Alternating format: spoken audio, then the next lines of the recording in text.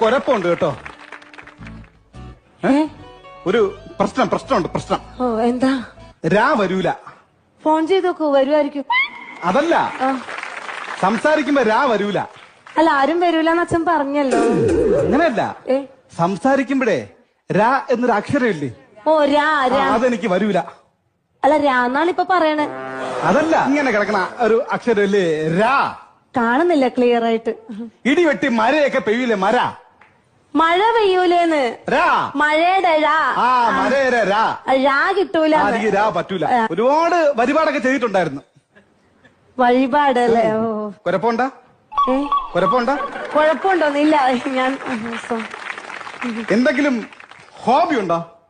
ഞാനിങ്ങനെ ഈ തയ്പ്പുണ്ട്, തയ്ക്കണ മെഷീൻ തയ്ക്കും, പിന്നെ പച്ചക്കറിയൊക്കെ വളർത്തും, പിന്നെ ഈ കോഴി വളർത്തലൊക്കെ. കോഴി വളർത്തും?